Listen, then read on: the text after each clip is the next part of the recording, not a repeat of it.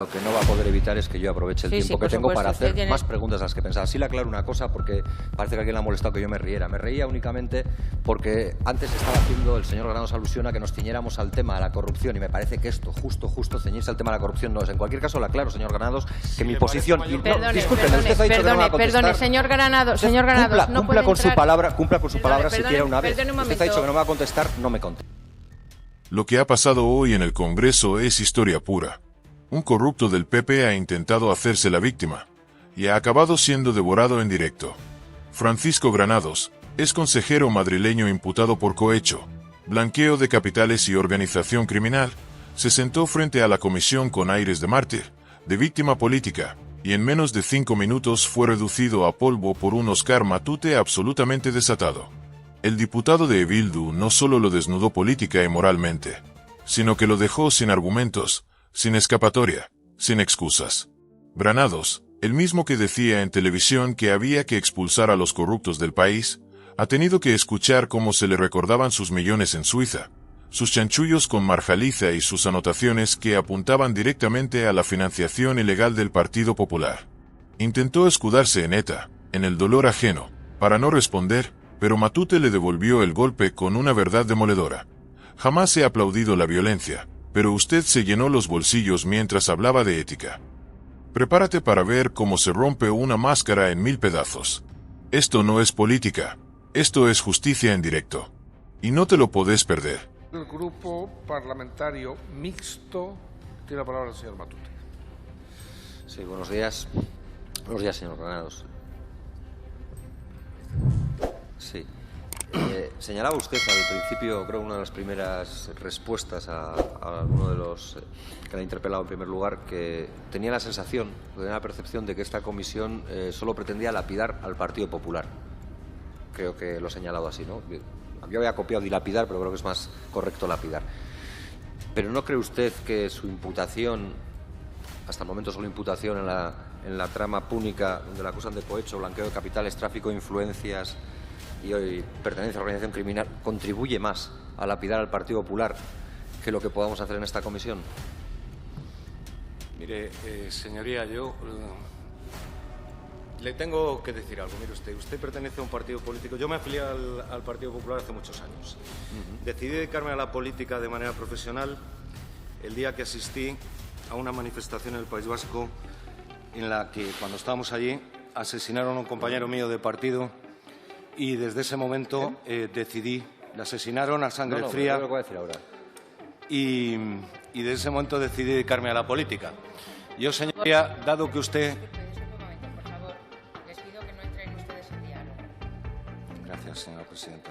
Yo, señoría, con todo el respeto a la Cámara y al sitio en el que me encuentro, que siempre he respetado mucho, mientras usted no le pida a sus compañeros de militancia ideológica el que ayuden a aclarar los 300 muertos en acto terrorista que todavía no están aclarados, y mientras ustedes nos pidan perdón por las casi 1000 víctimas que han causado a la sociedad española, yo, sintiéndolo mucho, no le voy a contestar a ninguna pregunta, porque esto es el mundo al revés. Lo que no va a poder evitar, las escopetas. Sí. Entonces, me parece perfecto. Señor Granados, este tipo de cuestiones sobre imputaciones, yo...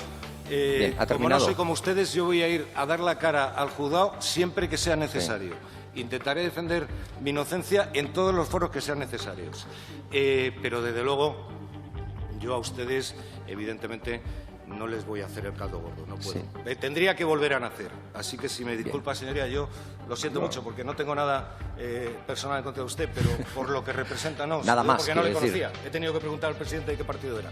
Pero, en cualquier caso, por respeto a mí mismo y por respeto a las casi 1000 víctimas y a sus familias, lo siento, pero no le voy a contestar. Vale, absolutamente lo que no va a poder evitar es que yo aproveche el tiempo que tengo para hacer más preguntas a las que pensaba. Sí le aclaro una cosa, porque parece que a alguien le ha molestado que yo me riera. Me reía únicamente porque antes estaba haciendo el señor Granados alusión a que nos ciñéramos al tema de la corrupción, y me parece que esto, justo ceñirse al tema de la corrupción no es. En cualquier caso, le aclaro, señor Granados, que mi posición... Discúlpeme, usted ha dicho que no me va a contestar. Perdone, señor Granados, cumpla con su palabra siquiera una vez. Un usted ha dicho que no me va a contestar, no me conteste. Le voy a aclarar una cuestión también, para que le quede claro a usted y a quien quiera escuchar esto. Mi posición con respecto a la violencia, también a la violencia de ETA, ha sido siempre nítida y de rechazo. Luego, no tengo que pedir perdón a nadie, porque jamás he participado de ninguna de ninguna cuestión que jaleara o aplaudiera la violencia contra nadie. Otra cosa es que usted pueda decir lo mismo, porque lo voy a personalizar en usted para que nadie más se me dé por olvido. Yo sí me voy a centrar en el tema.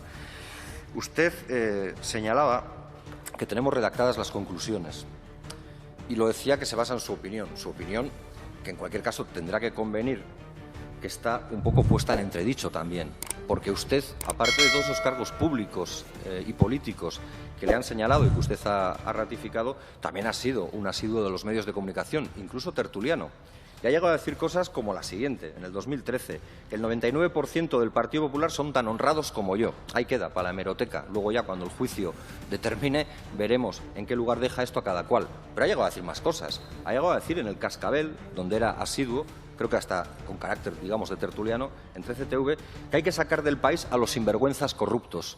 Pero lo decía en tercera persona del singular o del plural. No era inclusivo, no era la primera del plural, que quizás hubiera sido más adecuada, parece. Pero usted ha señalado también hoy que Marjaliza ha mentido de la A a la Z. Y cuando entiendo, y si no entiendo mal el castellano, que creo que no es el caso, se dice esto, se quiere decir que alguien ha mentido desde el principio hasta el final. Pero entiendo que usted dice que Marjaliza ha mentido desde el principio hasta el final, desde el momento en que Marjaliza decide colaborar con la justicia y empieza a aportar información que hasta esa fecha no había hecho. Porque antes de eso, durante muchos años, podríamos decir décadas, Marjaliza y usted se caracterizaban por tener una férrea, estrecha amistad. No es cierto, veraneaban casi juntos, tenían parcelas colindantes en Marbella, por ejemplo, tenían negocios conjuntos. Todo esto no me lo estoy inventando.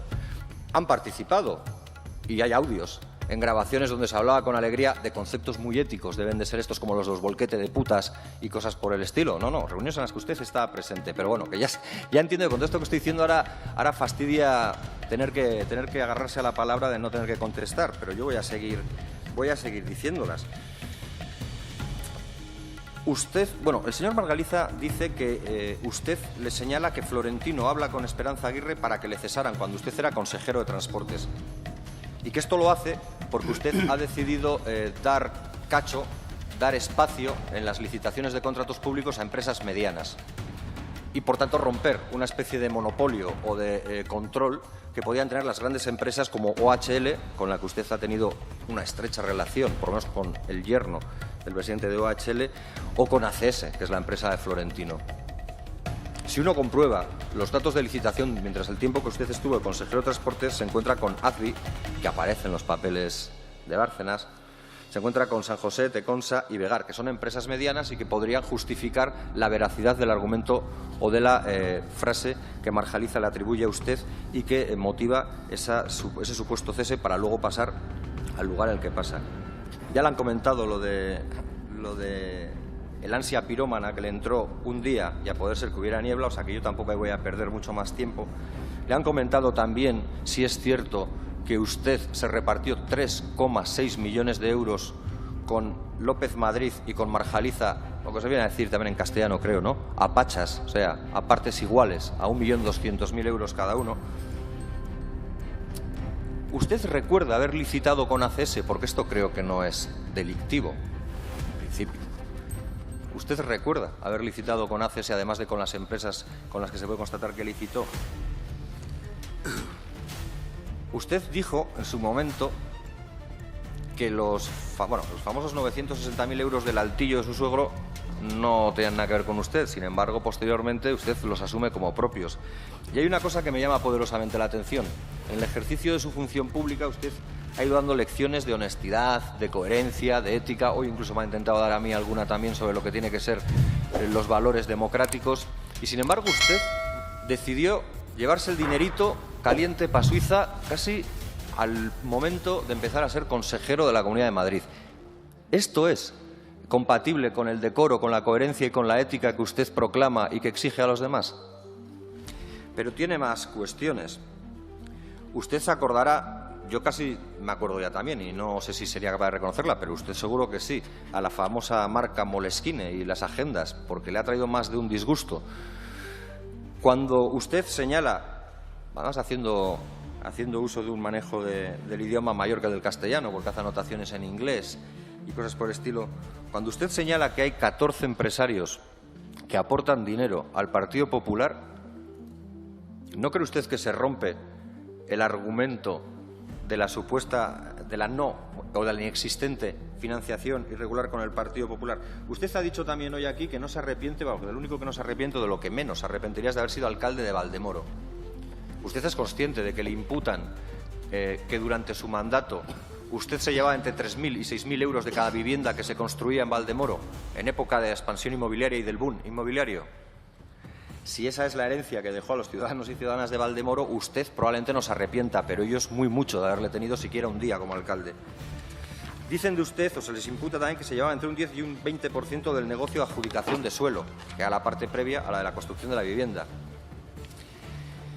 Igual conoce, porque esta es una noticia muy reciente, que la agencia tributaria ha decidido poner un nuevo perito a investigar su patrimonio y el de Marjaliza, porque su patrimonio, al menos el detectado, no es demasiado relevante, es cierto, 1,67 millones de euros en cuentas en Suiza, donde usted firmaba papeles en blanco, porque por lo visto en Suiza, y eso son palabras textuales suyas, que firmaba papeles en blanco porque por lo visto los bancos en Suiza pues no te presentaban los papeles cumplimentados y eran luego cuando los cumplimentaban.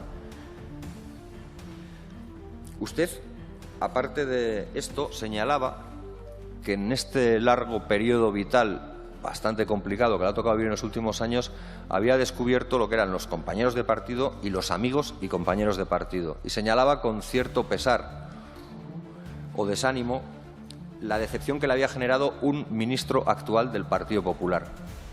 Estaría bien que nos dijera a quién se refería. Pero como le decía, en el análisis patrimonial que están practicándole, teme que le encuentren alguna cuenta más patriótica en Mónaco, en la isla Mauricio o en Singapur. Termino ya con una cuestión.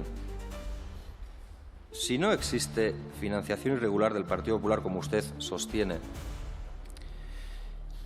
y no existiera financiación propia o enriquecimiento propio, en su caso, ¿cómo explica la anotación en la agenda Moleskine que dice dinero para el partido? Muchas gracias, señor Matute. Tiene ahora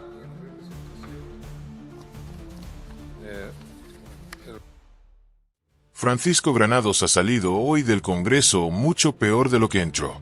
Pensaba que iba a escenificar el papel del perseguido, del patriota vilipendiado por la izquierda abertzale, del mártir del sistema. Pero lo que se ha encontrado ha sido una pared de dignidad, una voz firme y honesta que no le ha permitido esconderse ni un segundo más. Óscar Matute le ha dicho las cosas como son. Y lo ha hecho frente a todos, sin miedo, con la verdad en la mano y la conciencia limpia. El intento de Granados de desviar el foco apelando al terrorismo, buscando el aplauso fácil de la bancada del PP y el victimismo barato, ha sido desmontado en segundos. Porque aquí no se juzga el pasado ajeno.